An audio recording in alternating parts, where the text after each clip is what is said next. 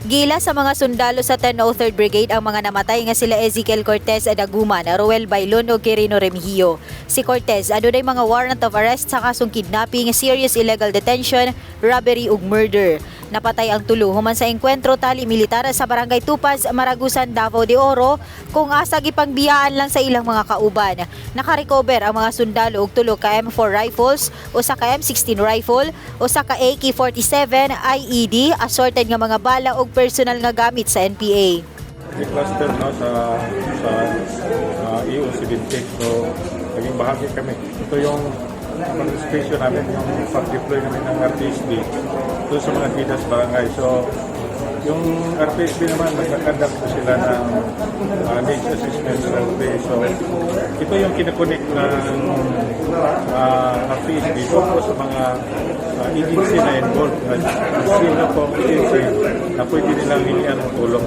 So kami na nag-bridge ng gap. Ito yung tulong namin ng PNP doon po sa mga communities na nangangailangan ng tulong.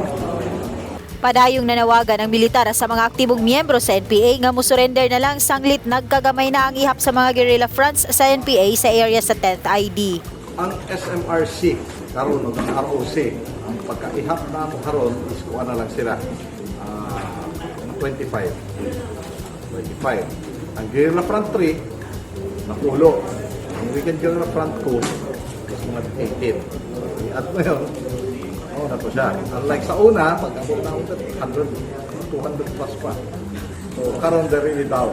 Because every encounter, may man-neutralize, may mag-surrender, at mayroong mga gaabak, tawag nila. O, wala na, budaga na lang. Go somewhere, go back to the families. Ana-ana sa punerarya ang patay nga lawas sa mga NPA, samtang gikustodiya na usab sa mga sundalo ang narecover niini nga mga high-powered firearms. Noreen Michelle Igonia, Newsline Philippines, Province of Davao del Norte. Stay safe.